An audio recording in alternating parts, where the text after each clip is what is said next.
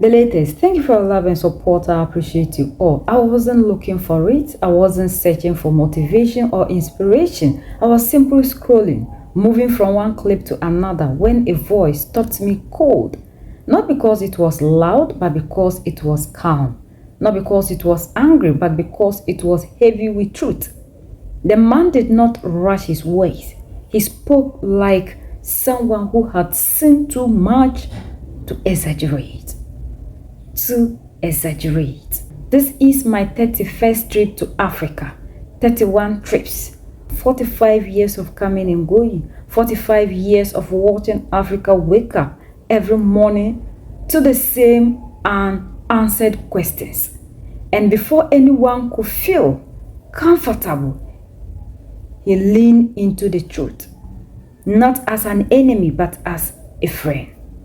I am saying this strictly in love, he said. That's when the silence became dangerous. Because warnings spoken in love are often the hardest to hear.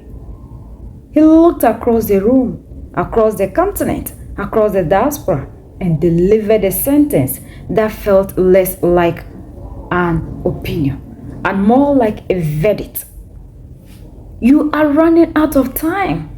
Not one day, not one country, not one government. Time itself.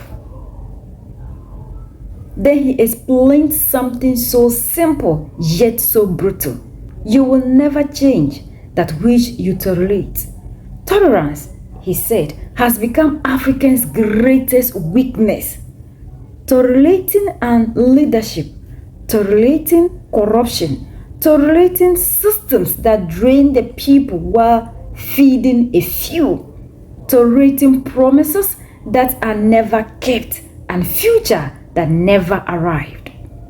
This is my 31st trip to Africa.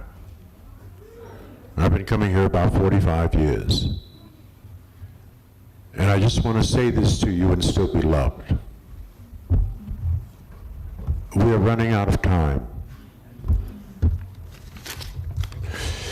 You will never change that which you tolerate, and you will only change when you get angry. Africans are not angry. We are not angry enough. So until we get angry, nothing's going to change. Now, what do I mean by that? I do not sense from Africans throughout the diaspora a sense of urgency. I don't sense a sense of urgency. We're running out of time. We must act now. I said act, not speak. Act. We know what we're supposed to do. We know how to do it. We have the intellectual and human capital to do it. We just don't have the sense of urgency. We must act now. I'm going to speak as a banker, and bankers, we do very sparse words. We don't use a lot of words. We say we'll use dollars instead. If it doesn't make dollars, it doesn't make sense. So I'm going to speak of 8 things, and each one will grow in practicality. Each thing will grow in terms of solutions, my contribution to this august body. The first one, of course, is we must ratify the acceptance of the 6th district, of course, and I want to commend Nigeria, and I want to encourage every one of the African nations that they too should create a bureau for the diaspora within each country, one that looks out for the whole. It's a good idea. Of course, reparations has to be spoken about in terms of these things. I carry the bill in New York State for New York State to do reparations. We don't have to wait until some giant country moves. We should start where we are. We should start in state by state until these people understand that we are serious. The third thing that I want to speak of, and without my glasses, my friends, it's rough. The third thing that I want to speak of is the need for a African-American think tank. There are just too many good ideas coming up here, and that there needs to be a place of collecting it, a place of focusing it, a place of taking it and taking it further, a place that works it and brings it to you in a form that is ready for you to deal with. There is a need for a think tank, one that doesn't just speak of what's going on in Africa, but what's going on in America, or the Americas, let's do this right. And we need to get some of our best minds together, some of the best people that money can't buy, and have them come into a room and think of some further steps.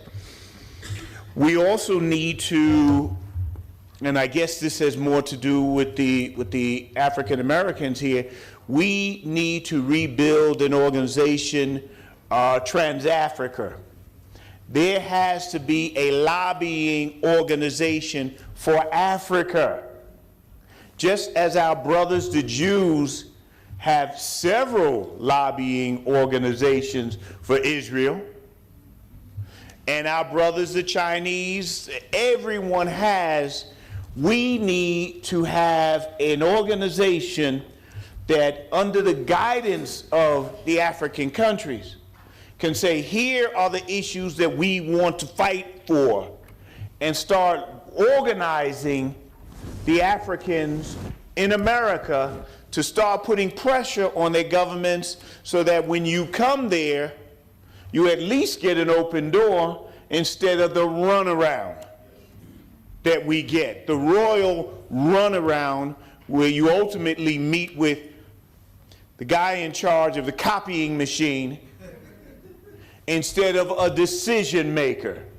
We need to have someone who says that you can't have these people just run in circles, that they're going to have to be treated seriously. And now let's go even more granular, things that we can do in here. We need to speak of South-South trade.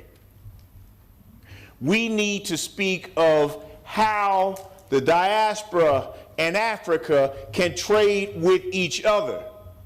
You've heard the figures of the monies that we have. Why aren't you getting part of that?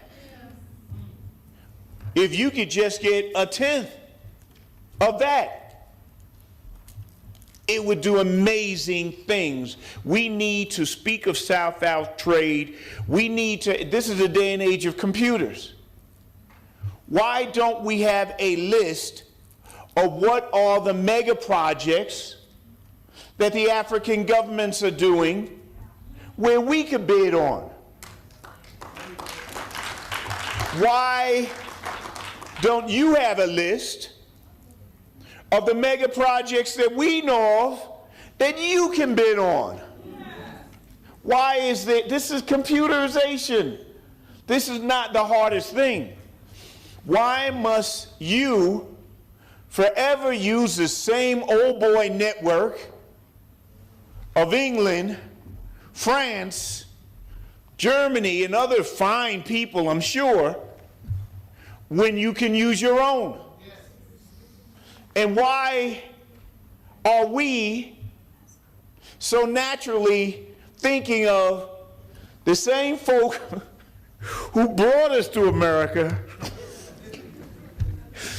and we want to give them that money? There's a type of insanity here. We should fight against this. We should have faith in one another. You can do some of these projects. We can do some of these projects. The battles of fighting, and yes, we have to do those larger things, but why don't we start by feeding our families today? And I give you one example of this, and I invite you to it. In my district, I have John Fitzgerald Kennedy Airport, JFK. You've been there. That's my district. They're rebuilding that airport. They're putting in, they say they started at 13 billion US dollars. It's going to go to 22 before it's finished. They say 30% of it can come to so-called minorities. 30% of $22 billion. Now, I'm not good at math, but that sounds like a lot of money to me. Why don't we work together?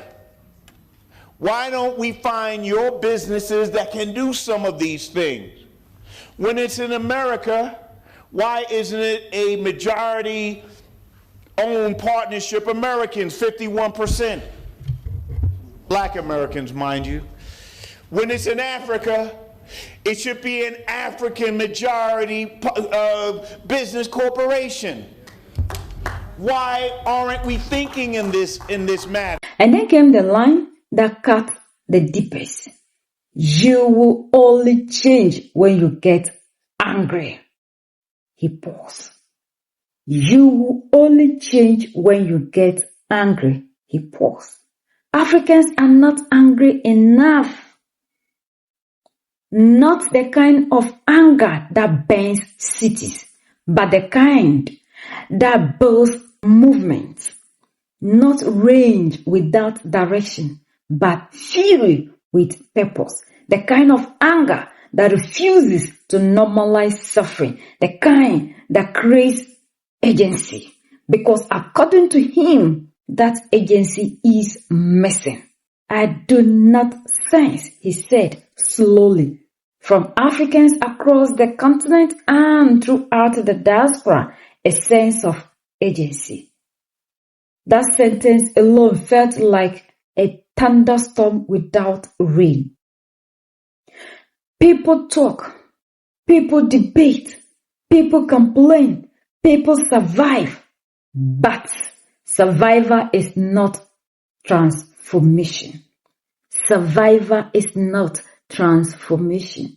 And until people feel that time is slipping through their fingers, nothing truly changes. Then he offered something even more powerful than criticism, a solution. Not noise, not slogans, not social media outrage. He said, find the best people. People money cannot buy. Bring them into one room. Close the doors. Let them think deeply, strategically, fearlessly.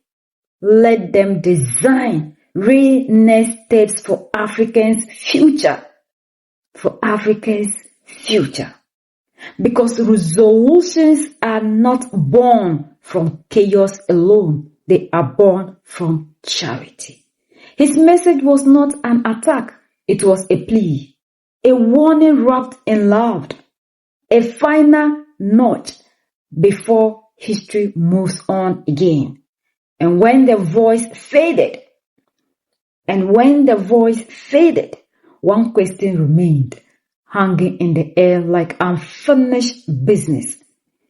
If Africa is running out of time, who is brave enough to stop tolerating and start changing? Are we ready to stop listening to what the oppressor says? Are we ready to start believing in ourselves and to fight for our total liberation? Are we ready as Africans to stop selling the continent? Because we don't need people who love their stomachs. Today, a lot of African youth do not want to speak out simply because they need visas to move out of the hell they preach to them. So for that matter, they would rather defend the undefendable against their own continent. But we always forget that the moment you get there and things are not good, the only place you can come back is where you are abandoning. who is ready to sacrifice? When will the African be ready to even listen to the brother or the sister, even when they know that this is for our own salvation? This is for our own liberation. This is for our own freedom. And be ready to support and be ready to join hands and be ready to appreciate. Even if it is not the story you want to hear. Until we are able to start doing all these things together, we will continue to be here with stories every day. We are the only ones that can set ourselves free. United we stand, divided we fall. And united we keep standing forever and ever. The greatest enemy of the African is mental slavery. So let's decolonize ourselves from mental slavery.